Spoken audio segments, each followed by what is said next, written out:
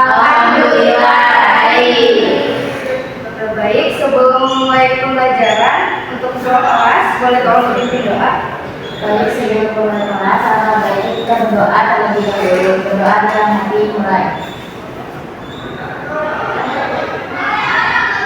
Berdoa selesai.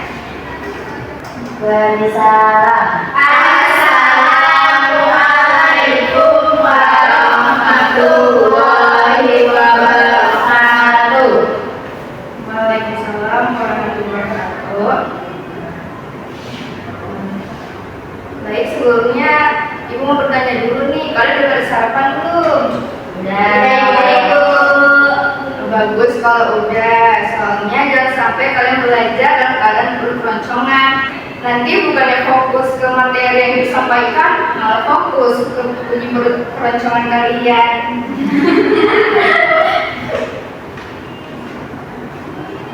Baik, sekarang Ibu cek absen terlebih dahulu ya. Yang Ibu panggil namanya bila hadir dengan semangat. Baik, yang pertama Delia Ruyanti, hadir Bu. Tita Setiana, hadir. Olivia Nur Salsabila, hadir Ibu. Nadia Aulia Budiman, hadir Ibu. Sylvia Septiani, hadir Ibu. Rudi tidak masuk Ibu karena tidak enak badan. Baik, terima kasih atas informasinya Nadia. Alhamdulillah ya, hampir semuanya masuk. Untuk Rudi kita doakan semoga lekas sembuh dan bisa kembali belajar bersama kita. Amin. Baik, sebelum mulai masuk ke pembelajaran, Ibu punya satu permainan nih biar kalian makin semangat. Nama permainannya itu fiksi atau fakta. Jadi cara mainnya itu nanti Ibu berikan 3 pernyataan. Kalau misalkan pernyataan tersebut menurut kalian fiksi, kalian bisa angkat tangan kiri. Lalu untuk fakta, kalian bisa angkat tangan kanan. Oke, siap semuanya? Siap. Baik, pernyataan yang pertama adalah Cinderella merupakan seorang gadis yang tinggal di Prancis.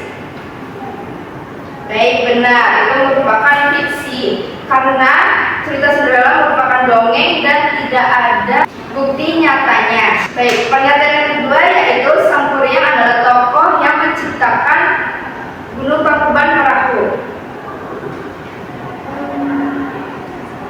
Oke, kalian bingung nih. Jadi jawabannya itu adalah tergantung kepercayaan.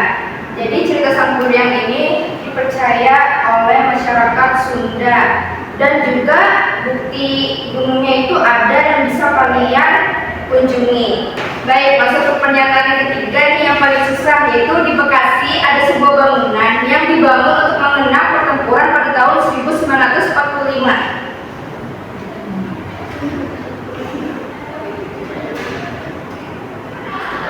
Kayaknya fakta deh, tapi kok kayak cerita fiksi ya?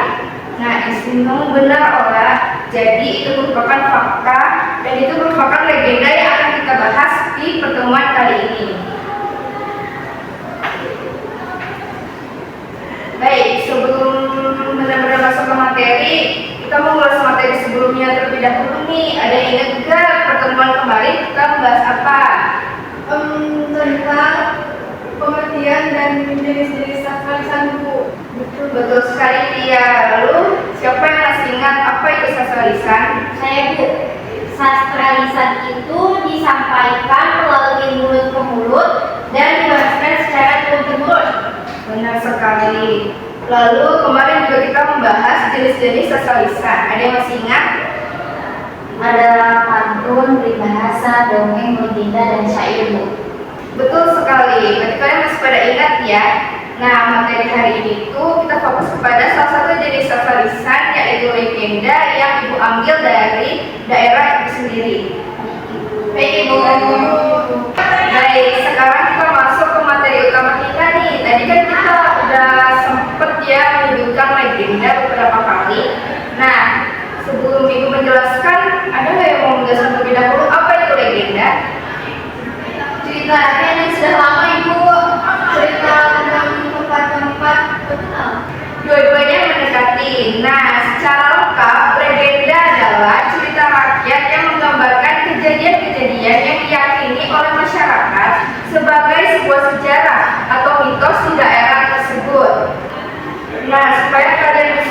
membedakan mana yang termasuk legenda dan bukan, Ibu kasih 5 ciri-ciri dari cerita legenda.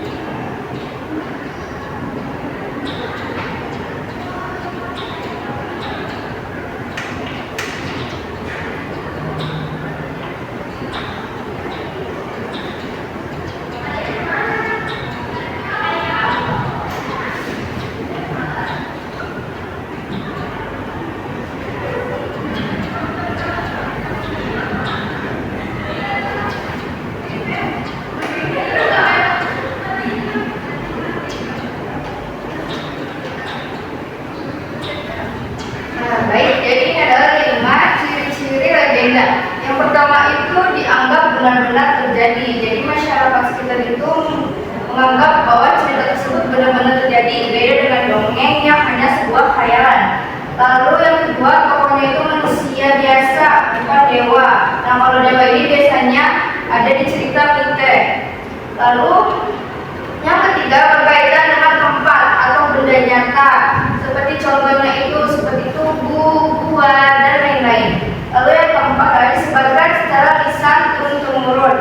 Jadi kayak dari orang tua ke anaknya, dari guru ke muridnya, dan lain-lain. Lalu nilai yang terakhir yaitu mengandung nilai yang dipercaya oleh masyarakat setempat, seperti nilai gotong royong, keberanian, kebersamaan, pengorbanan, dan keadilan yang dinilai relevan oleh masyarakat sekitar.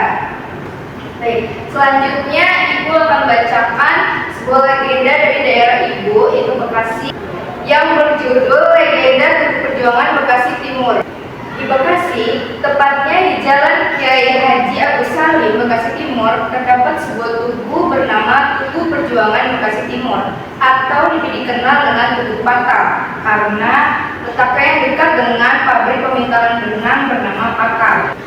Tugu ini bukan dibangun oleh pemerintah, bukan juga dibangun oleh kontraktor besar, melainkan oleh masyarakat biasa yang diperkasai oleh tokoh bernama Saadi pada tahun 1949.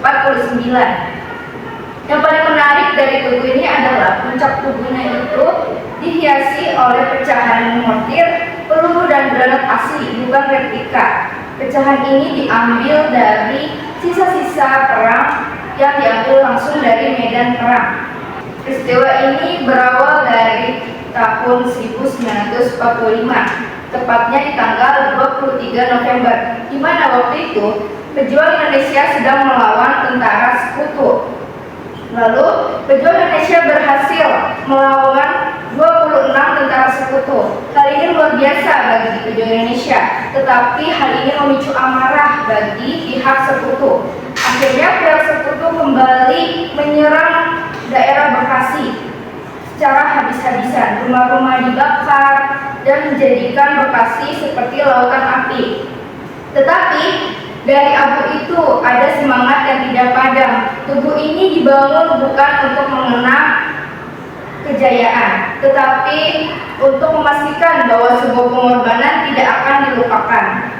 Nah, dari cerita Ibu tadi, Mari kita cocokkan dengan kelima ciri-ciri legenda. Kita masuk ke ciri-ciri yang pertama, yaitu dianggap benar-benar terjadi. Nah, dari cerita tadi mana sih bukti yang menjelaskan bahwa si cerita tadi termasuk ke legenda? Iya Bu, ada tanggal pastinya yaitu di tanggal 23 November 1945 dan tempatnya juga jelas di Rawagato Cakung. Tepat sekali. Ciri-ciri pertama terpenuhi. Lalu ciri-ciri yang kedua yaitu tokohnya manusia biasa, bukan dewa. Apa buktinya? Saat ini sama para pejuang Bu. Betul sekali. Jadi ciri kedua terpenuhi. Lalu lanjut ke ciri ketiga, berkaitan dengan tempat atau benda nyata. Mana buktinya? Tubuhnya masih ada Bu, itu ada di jalan yakni Agus Samin dulu. Betul sekali. Jadi ciri tiga juga terpenuhi. Lalu ciri yang keempat disebarkan secara lisan turun temurun. Kalian tahu cerita ini dari siapa? Dari ibu tadi, tapi kayaknya emang asalnya dari cerita orang-orang yang di sana deh Bu. Benar sekali. Ibu sendiri juga tahunya dari orang tua ibu. Baik. Ciri keempat terpenuhi. Lalu ciri yang terakhir itu mengandung nilai yang dipercaya masyarakat setempat. Nilai yang terkandung tadi ada apa saja? Gotong royong Bu, karena tubuhnya dibangun bareng-bareng. Keberanian Bu, karena pejuangnya berani lawan sekutu meski kalah senjata. Cinta tanah air Bu, karena mereka rela berkorban demi daerah lokasi. Tepat sekali, bagus ya, 3 nilai sekaligus dan ini masih relevan di masyarakat Bekasi sehingga cerita legenda ini masih diwariskan secara turun-temurun. Jadi kesimpulannya, cerita legenda Tugu Perjuangan Bekasi Timur sudah memenuhi 5 ciri-ciri cerita legenda. Baik, dari situ ada yang mau bertanya? Bu, berarti semua cerita yang punya bukti tempat itu termasuk legenda ya? Tidak selalu ya, yang menjadikan sebuah cerita itu disebut legenda bukan berdasarkan tempatnya, tetapi berdasarkan kepada kepercayaan masyarakat yang diwariskan secara turun-temurun. Ada lagi yang ingin bertanya? Tidak Ibu. Baik, kalau sudah jelas, kita lanjut ke bagian favorit Ibu nih, yaitu pengecekan pemahaman kalian berupa tugas. Nah, sebelumnya kalian bentuk kelompok terlebih dahulu ya, terdiri dari 2 orang. Tapi karena Rudi nggak masuk, jadi ada 1 kelompok yang hanya 1 orang. Harus mau Bu. Baik, sudah dibentuk kelompoknya? Sudah, Ibu. Nah, jadi tugasnya itu di sini Ibu punya tugas bernama misi pejuang kata. Jadi sekarang ini kalian tuh bukan murid biasa, melainkan kalian itu seperti ahli budaya yang sedang mencari cara untuk mewariskan sastra lisan. Nah, jadi Ibu mau 1 perwakilan kelompok maju ke depan untuk mengambil misi yang terdapat di sini. Boleh, silakan maju.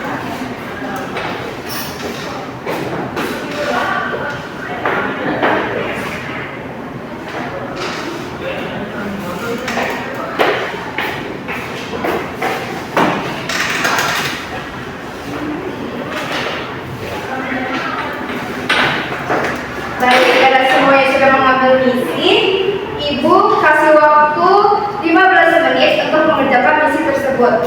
Misi dimulai dari sekarang. Baik, waktu habis, gak boleh menulis lagi ya. Baik Bu.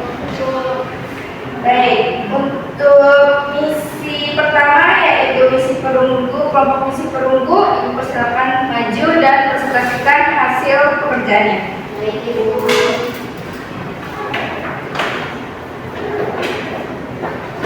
Kami dari kelompok perunggu izin membacakan soalnya terlebih dahulu. Soalnya kan tuliskan kembali inti cerita legenda Tugu Perjuangan Bekasi Timur hanya dalam 5 kalimat.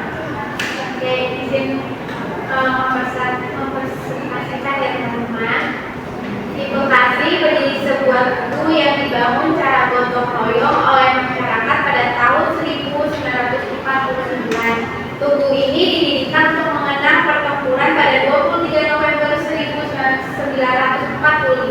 di Rawagantel, Cakung.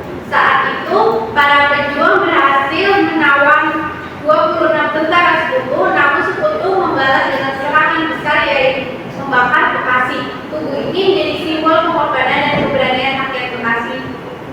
Sekian dari kami, terima kasih semuanya.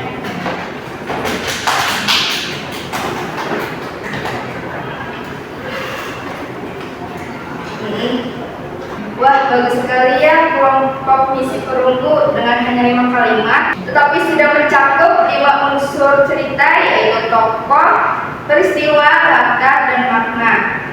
Beri tepuk tangan dulu untuk kelompok misi perunggu. Baik, kita lanjut ke misi yang kedua yaitu misi perak. Kepada kelompok misi perak, dipersilakan maju dan presentasikan hasil pekerjaannya.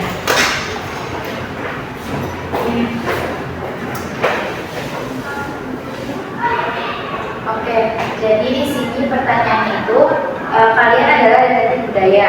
Temukan dan tuliskan 3 nilai tersembunyi dalam bagian ini. Tapi jangan sekedar sebutkan nilainya, buktikan kutipan bagian mana dari cerita yang membuktikan nilai itu ada. Oke, ingin menjawab sekaligus mempresentasikannya teman-teman. Nilai pertama adalah gotong royong yang terbukti dari tugu yang dibangun bersama-sama oleh masyarakat Bekasi tanpa bantuan pemerintah yang diprakarsai oleh Sarah.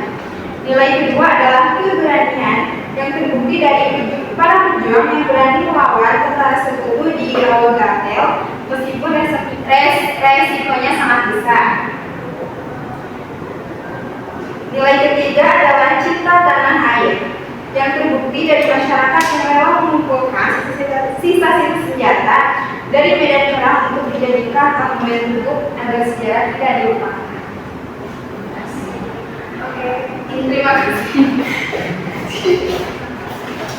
Wah, keren banget ya kelompok misi perak, benar-benar jadi detektif budaya karena hanya tidak menyebutkan nilai yang dapat dalam cerita tersebut, tetapi juga mencantumkan buktinya. Lalu kita masuk ke misi yang terakhir yaitu misi emas. Kepada kelompok misi emas, persilakan. Baik, teman-teman, sebelumnya harusnya kan ada Rubin, tapi Rubinnya anak-anak di sini saya diminta untuk membuat sebuah pidato singkat dan membayangkan menjadi seorang sahabat.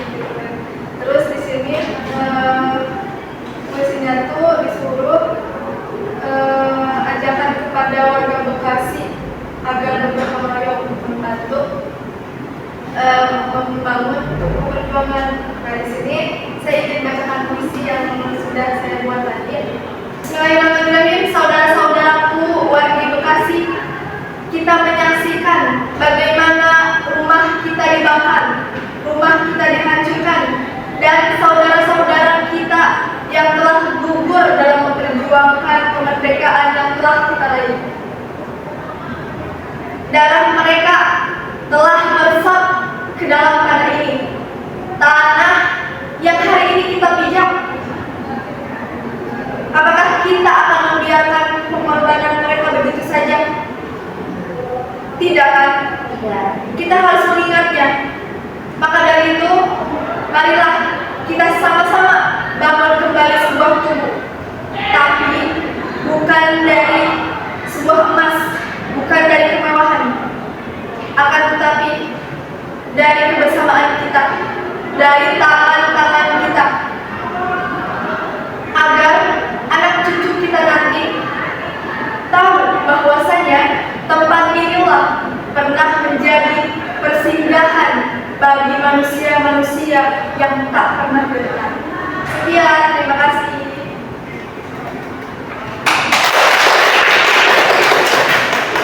Wah, keren sekali ya, Ibu sampai gak bisa berkata apa-apa loh. Apa sih yang kalian rasakan dari pendengar pidato kelompok misi emas? Rasanya mengikuti emas pada tahun 1999. Nah, itulah salah satu tujuan dari sosialisan, yaitu membuat kita merasakan waktu dan tempat yang berbeda hanya melalui kata-kata. Terima kasih sudah berada di untuk semua. Berikan tepuk tangan untuk kita semua. Baik, kalau materi sudah dijelaskan semua, sekarang hasil tulisan kalian kumpulkan di ibu ya.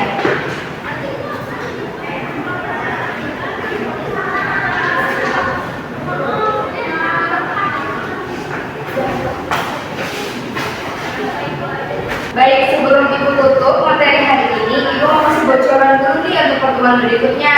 Karena hari ini kalian sudah menyimak dan menganalisis tulisan yang ibu jelaskan. Minggu depan kalian yang jadi penceritanya, deal gak? Deal. Pasti suka.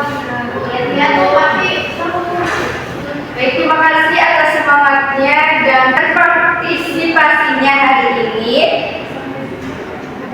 Sampai jumpa di pertemuan berikutnya.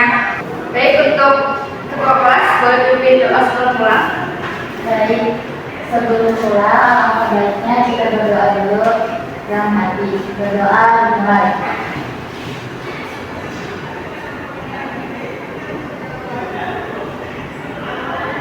Berdoa selesai. Bersama